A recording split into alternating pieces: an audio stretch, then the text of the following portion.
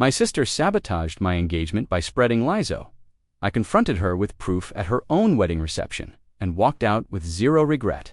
I'm a 28-year-old guy, and for most of my life, I've been the responsible one in my family, while my sister Chloe always seemed to float through life effortlessly. I was the one paying bills, handling repairs, and keeping the household running without a second thought.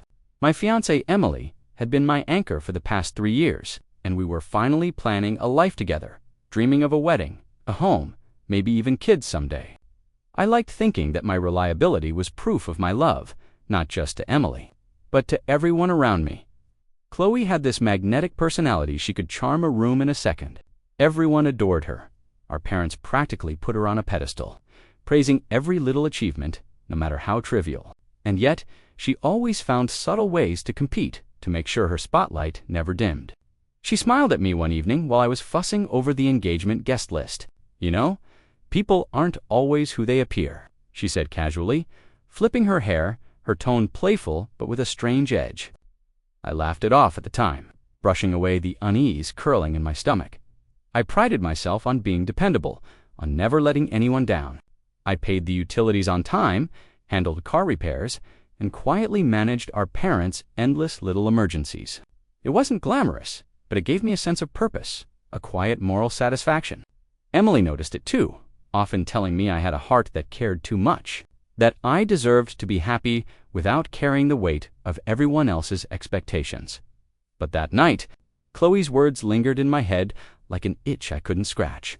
I watched her laughing with our parents in the living room, the soft glow of the chandelier reflecting off her hair, and something in her smile didn't sit right. I pushed the thought away, telling myself I was imagining things. After all, she's my sister, and family's supposed to be trustworthy. Little did I know, those offhand comments were the first sparks of a fire that would soon engulf everything. I thought I knew about loyalty and trust. I still remember the day I announced my engagement to Emily. We had invited my parents and Chloe over for dinner, and I was brimming with excitement, ready to share the news. "Emily and I are getting married," I said, my voice a mix of nerves and pride. For a moment, everything was quiet, and then my parents' faces lit up. They hugged us, congratulated us, and kept asking about the date and plans. I felt this warm glow of validation, thinking that all the hard work, all the sacrifices, had led to this moment. But Chloe's reaction was different. She smiled, but it didn't quite reach her eyes. "That's great," she said slowly, tilting her head, almost calculating. There was something in the way she said it, a pause that made my chest tighten slightly. Later that evening, she found ways to weave little comments into casual conversation. Like, "I just hope Emily's family isn't complicated. Some people are really different. Once you get to know them, you know." She laughed lightly, shrugging it off as if she were being playful or concerned. I didn't think much of it. I told myself she was joking or just nervous about change. Emily, however, noticed Chloe's unusual behavior. "Did she mean what she said?" Emily whispered quietly as we cleared dishes. I squeezed her hand, smiling reassuringly. "She's just Chloe. Don't let it bother you. I know who you are, and that's what matters." I wanted to believe it, desperately. Even so, I couldn't shake the subtle tension. Chloe's eyes kept flicking toward me whenever I laughed, a faint smirk lingering like she knew something I didn't. She asked questions about Emily's job, her family, and even her past, always with this overly innocent curiosity that felt calculated. I waved it off, telling myself I was overthinking it. That night, lying in bed next to Emily, I felt proud, excited, and confident. I couldn't wait to plan the wedding, the life ahead. Little did I know, Chloe had already begun laying the groundwork for interference, planting seeds that would slowly take root and grow into something far darker than I could imagine. It started with whispers small, almost imperceptible. I'd hear a cousin mention, "Did Emily really say that about Mom?" Or an aunt murmuring, "I can't believe she thinks she knows better." At first, I dismissed it as miscommunication, but then I noticed Chloe lingering nearby during conversations, smiling in that way she always did, like she knew something I didn't. She didn't say much herself, but somehow she made sure her words reached the ears of others before I could even respond. One evening, at a casual family brunch, my uncle leaned in and asked, "So, Does Emily really think your parents are unreasonable? I froze. I shook my head quickly. No, that's not true. Emily would never say that, I said, forcing a laugh, trying to brush it off. But I could feel eyes darting toward Chloe. And there she was, sipping her coffee, tilting her head with that infuriatingly innocent smile, pretending not to notice the ripple she'd caused. Chloe's subtle manipulations worked in layers. She'd casually mention Emily's past decisions, exaggerate minor disagreements, and laugh them off as concern. By the time I realized what was happening, distant relatives had already formed doubts about Emily and, by extension, about me. Friends I thought I could trust asked questions like, "Are you sure she's right for you?" Their tone was polite, but their words cut. I tried to defend Emily, to reassure everyone that these rumors were false. "She's honest, caring, and loves all of you," I said repeatedly, feeling my voice tighten each time. But the unease in the room only seemed to grow, an invisible weight pressing down on my chest. For the first time, I started questioning myself. Was I missing something? Was I really seeing Emily clearly? Or was Chloe right about people not being who they appear? And all the while, Chloe's smirk never wavered. It was small, subtle, but unmistakably a private victory she carried in plain sight. She thrived in the chaos she created, and I had no idea that these were just the opening moves of the storm to come. It was a Tuesday evening when I noticed something odd in my inbox. I was double-checking wedding vendor, email caterers, photographers. The florist when I saw one from the cake designer. The details weren't what I remembered sending. The flavors, the delivery time, even the guest count had been changed. My stomach sank as I realized someone had tampered with it. I called Emily immediately. "Did you make any changes to the order?" I asked, urgency creeping into my voice. "No, I didn't touch anything," she said, her voice tight with anxiety. I could hear her pacing in the background, the click of her heels echoing across the apartment. I double-checked last night. Everything was fine. I ran through the emails again, frustration bubbling. It didn't make sense until I remembered Chloe hovering over my laptop last weekend. Just curious about the wedding plans. That night, at dinner, Chloe leaned back in her chair, swirling her water glass. "You know," she said lightly, "some people aren't grateful for all the effort you put in. Or they just don't quite fit in with the family." She smiled, the kind that's far too knowing. I forced a laugh, dismissing it as harmless teasing, but Emily's hand tightened around mine under the table. Her eyes mirrored the tension I was trying to hide. Over the next few days, I noticed subtle fractures forming among our relatives. My aunt casually mentioned how she hoped Emily would see what it really means to be part of this family, and a cousin whispered, "You always know Chloe's right about people like her." I could feel the room shrinking, the undercurrent of doubt growing, and the frustration built inside me. Was I missing something? Was I blind to warning signs I should have seen? Despite the stress gnawing at me, I convinced myself that handling this quietly was best. I'd always believed confrontation only escalates problems, and Emily needed me calm, not reactive. I promised myself I'd keep protecting her and the wedding, unaware that Chloe's small, insidious manipulations were only gaining momentum, and the storm she was brewing was far from over. By the time we hit the third month of wedding planning, the whispers had turned into a persistent buzz I couldn't ignore. Emily had started doubting herself, pacing the apartment late at night, her voice small and uncertain. "Do you think I'm overstepping? Do you think your family doesn't like me?" she asked one evening, her eyes glassy under the soft kitchen light. I held her hands, trying to ground her. "Emily, you're perfect, and I love you. Don't let anyone twist their opinions into something that isn't real." But even as I said it, a seed of worry dug into my chest. At family gatherings, I began noticing subtle shifts. Friends and relatives would exchange glances when Emily spoke, question her casually, or make backhanded comments about how she fits with us. Chloe would chime in, all charm and innocence, "I just want to make sure everyone's intentions are clear, right?" But the glint in her eyes told a different story.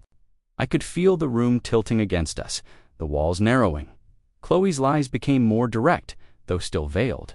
One day she muttered to a cousin, "Some people are only here for what they can get." Glancing at Emily in a way that made my blood boil, I wanted to confront her right then, but I couldn't bring myself to explode in front of family. I was caught between loyalty to my sister, someone I'd trusted my whole life, and the desperate need to protect Emily. At home, I barely slept. My mind raced at 3 a.m., turning every smile from Chloe into suspicion, every whisper into proof of betrayal. The tension between my love for Emily and my instinct to believe family tore at me from the inside. And there she was, Chloe, texting under the table during a Sunday brunch, grinning at something I couldn't see, that same faint smirk she always wore, the one that let me know she was fully aware of the discord she'd sown in somehow. She was enjoying it. I wasn't looking for proof. I wasn't even thinking about Chloe at that moment. I was checking my email one night, double-checking RSVP lists, when I noticed a thread I hadn't opened before. Curiosity nudged me, and I clicked. My heart froze. There it was, Chloe forwarding texts and emails, twisting Emily's innocent words into something hurtful, malicious, and completely fabricated. Every concerned message she had whispered to family members had been carefully engineered to sow doubt. I sat back, staring at the screen, feeling my chest tighten. This wasn't an accident or a misunderstanding, it was deliberate. Every little ripple, every rumor, every questioning glance from relatives had been choreographed by my own sister. My mind reeled. I had trusted her implicitly, had always believed she had my best interests at heart. And now that trust felt like ash in my hands. Emily was curled up on the couch when I called her over. Her eyes widened when I showed her the emails and texts. Oh my God. I can't believe she did all this, she whispered, her hand trembling over mine. Relief washed over her face too, the kind that comes when the fog lifts and the truth finally lands. I could see her shoulders relax for the first time in weeks. I realized that we couldn't confront Chloe recklessly. She was cunning, and any rash move might allow her to backtrack, deny, or twist the story again. I vowed to act carefully, to strike at the right moment with everything lined up, the evidence, the timing, and the audience. The thought of publicly exposing her both terrified and exhilarated me that night. As I sat on the edge of the bed, staring at my laptop, I felt a strange clarity. My heart pounded, my mind racing through every possible scenario. The showdown was coming, and I needed to be ready not just to protect Emily, but to reclaim the trust Chloe had shredded. I kept thinking about the best way to handle Chloe without losing control. At first, I considered a private conversation, but the more I thought about it, the more I realized she thrived on secrecy. If I confronted her quietly, she'd twist the story, deny everything, and somehow make it look like Emily and I were overreacting. The only way to make it stick was publicate her own wedding reception in front of everyone she cared about. The idea made my stomach churn, but it also felt right. I spent the next few days gathering everything. Screenshots of forwarded emails, altered messages, texts she had sent to relatives, implying lies about Emily. Even witness statements from family, friends who had overheard her manipulate. I organized it meticulously, creating a timeline that left no room for doubt. Each piece of evidence made my resolve stronger, but also heavier. Even as I prepared, a part of me worried. How would my parents react? What about cousins who idolized Chloe? Could they see her for who she truly was, or would they side with her? I tried to push those thoughts aside. Emily sat beside me one night, resting her head on my shoulder. "We'll do this together," I whispered, and she nodded, squeezing my hand tightly. That small gesture gave me the strength I needed to keep going. I also thought about Chloe's husband and friends, people who had no idea what she had been up to, who saw her as this flawless, charming woman. Watching the truth hit them would be like watching the final pieces of a puzzle fall into place. As the wedding day approached, the tension built like a coiled spring in my chest. Every time I closed my eyes, I imagined Chloe's face when the evidence landed in front of everyone. The gasps, the disbelief, the humiliation. I told myself to stay calm, to stick to the plan, to not let anger take control. The stage was set, the pieces were ready, and the confrontation was about to become inevitable. I kept thinking about the best way to handle Chloe without losing control. At first, I considered a private conversation, but the more I thought about it, the more I realized she thrived on secrecy. If I confronted her quietly, she'd twist the story, deny everything, and somehow make it look like Emily and I were overreacting. The only way to make it stick was publicate her own wedding reception in front of everyone she cared about. The idea made my stomach churn, but it also felt right. I spent the next few days gathering everything: screenshots of forwarded emails, altered messages, texts she had sent to relatives implying lies about Emily, even witness statements from family, friends who had overheard her manipulation. I organized it meticulously, creating a timeline that left no room for doubt. Each piece of evidence made my resolve stronger, but also heavier. Even as I prepared, a part of me worried. How would my parents react? What about cousins who idolized Chloe? Could they see her for who she truly was, or would they side with her? I tried to push those. I took a deep breath as the music dimmed for the speeches, my hands gripping the folder of evidence like a lifeline. Chloe was smiling, chatting with guests, completely unaware or so she thought of what was about to hit her. When it was my turn, I stepped up to the microphone, the polished wood cool beneath my fingertips, and all the chatter faded into a tense silence. "There's something important that needs to be addressed," I said, my voice calm but steady, the words carrying through the hall. "I've learned some truths about Chloe, truths that have affected Emily, our family, and all of you." I began presenting the evidence: screenshots of forwarded emails, texts twisted to manipulate Emily, messages Chloe had sent to relatives painting lies as fact. Gasps rippled through the crowd. Guests leaned in, whispering, their eyes darting between Chloe and me. At first, she tried to laugh it off, waving a hand as if this were some joke that everyone would forget in a minute. "Come on," she said, smiling nervously. "You're overreacting. This is ridiculous." But it wasn't ridiculous. One by one, family members started asking questions, connecting dots, recounting things they'd noticed but dismissed.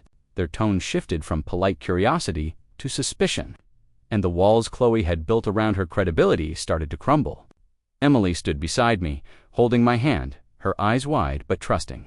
I could feel her relief, mixed with fear, and it steeled me further. I narrated each piece of evidence carefully, calmly, making sure to stay on the moral high ground. I didn't raise my voice.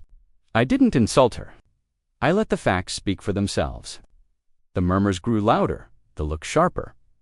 Finally, Chloe's smile faltered. Her hand went to her mouth, and I could see the panic behind her eyes. The confident, untouchable persona she had cultivated for years was cracking right in front of everyone. The tension in the room reached a peak, and I knew that nothing could undo what had just been revealed. The room felt heavier after I laid out the evidence, like the air itself was holding its breath. One by one, relatives began speaking up, confirming what I had shown. "I remember her saying something like that," my aunt murmured, glancing nervously at Chloe. "Yes, she mentioned it to me," twisting Emily's words. My cousin added. Each corroboration was another brick in the wall that Chloe's lies had built. Now crumbling around her, her husband looked confused, shifting uncomfortably in his seat, whispering questions no one could answer. Friends exchanged glances, murmurs growing louder, and I could see Chloe's carefully constructed social image starting to fracture. The confident, charming woman everyone had admired now seemed small, frantic, and exposed. The power dynamic had completely shifted, and for the first time, I felt a quiet surge of vindication. Chloe tried to recover, waving her hands, forcing nervous laughter. "I didn't mean it like that," she stammered. "It was just a joke." "You're overreacting," but every word was drowned out by the undeniable proof, scattered across screens and whispered confirmations from multiple witnesses. Her defenses were hollow, and the isolation around her grew thicker with every passing second. I watched as shock and guilt overtook her expression. The smirk she had worn so effortlessly for years was gone, replaced by the pale panic of someone finally caught. I could almost hear the whispers growing louder. She lied. She manipulated. She tried to ruin Emily. I didn't need to say another word. The betrayal backfired naturally, and the universe seemed to be delivering justice quietly, methodically. Chloe's retreat was slow, awkward, and humiliating. She moved to the edges of the room, whispering feeble explanations to anyone who would listen. But no one leaned in. They had all seen the truth. I stood beside Emily, feeling a strange mix of relief and satisfaction. Knowing that this chapter of manipulation and deceit had finally been exposed, I didn't wait for Chloe to stumble over her excuses. I simply turned and walked out, my steps measured, calm, leaving her to face the humiliation she had earned. The room was buzzing, whispers and murmurs swirling like smoke around her. Guests who had once admired her now exchanged skeptical glances, questioning the character of the sister they thought they knew. The social circle she had curated for years was unraveling, and I could see it in the confused, uneasy expressions of her friends and colleagues. Even my parents were forced to confront the truth. Their eyes flicked between Chloe and me, a mix of shock and discomfort settling over them. Subtle accountability hung in the air. They couldn't ignore what had happened, even if they tried to shield her. I felt a pang of satisfaction, knowing they would have to reconcile their praise of her. With the reality now laid bare, Emily's hand found mine as we stepped into the quiet hallway outside the reception. Her grip was firm, reassuring, and her eyes shone with gratitude. "Thank you for standing up," she whispered, "without losing yourself in all of this." I nodded, feeling the weight I had carried for months start to lift. The careful planning, the sleepless nights, the restraint, it all culminated in this moment of quiet triumph. I realized then how much power there is in strategy over impulsive reaction.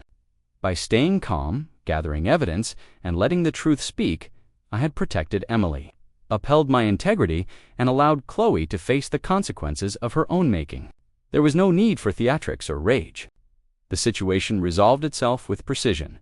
Walking further away from the hall, I felt a strange lightness, a liberation I hadn't anticipated. Chloe had hit rock bottom, and I had emerged unscathed, strong, and unshaken. I knew this was more than just victory, it was the start of a new chapter. One where boundaries were clear, trust was earned, and peace could finally begin to take root. After the chaos of the reception, I made a quiet, firm decision. Chloe would no longer hold any place of trust in my life. I didn't need a dramatic confrontation or a final argument. I simply set boundaries, clear, unshakable lines that she could never cross again. Family events would continue, but on my terms, with vigilance and detachment. The responsibility I had carried for her actions was over. Emily and I focused on each other, rebuilding our sense of safety and love. We talked openly about the wedding, our future, and what had transpired, making plans rooted in honesty and mutual respect. Every conversation with her reinforced why I had chosen to act carefully, why patience and strategy had mattered more than impulsive reactions. It wasn't just about exposing Chloe, it was about protecting what truly mattered. The lessons were stark but invaluable. I learned to recognize manipulation early, to maintain proof without obsession, and, most importantly, to stand firm even when it felt like loyalty demanded otherwise. Emotional scars lingered, yes, but they were tempered by clarity and self-respect. I could finally see the difference between responsibility and being a doormat. Between care and enabling toxic behavior, healing began slowly, almost imperceptibly, with each conversation, each laugh. Each quiet evening with Emily, confidence returned, not in arrogance, but in the certainty that I could face deceit without losing myself. There was empowerment in knowing that justice had been served not through revenge or cruelty, but through careful, deliberate truth. And yet, as I looked toward the future, I felt something lighter than relief. Possibility. The air felt clearer, the relationships around me stronger, and my own sense of peace deeper. I was ready to rebuild, to prioritize loyalty, trust, and personal boundaries, and to move forward with Emily at my side. The chapter with Chloe was closed, and for the first time in a long while, I could breathe fully free, empowered, and certain that my life was finally my own. Thoughts aside, Emily sat beside me one night, resting her head on my shoulder. "We'll do this together," I whispered, and she nodded, squeezing my hand tightly. That small gesture gave me the strength I needed to keep going. I also thought about Chloe's husband and friends, people who had no idea what she had been up to, who saw her as this flawless, charming woman. Watching the truth hit them would be like watching the final pieces of a puzzle fall into place. As the wedding day approached, the tension built like a coiled spring in my chest. Every time I closed my eyes, I imagined Chloe's face when the evidence landed in front of everyone. The gasps, the disbelief, the humiliation. I told myself to stay calm, to stick to the plan, to not let anger take control. The stage was set, the pieces were ready, and the confrontation was about to become inevitable.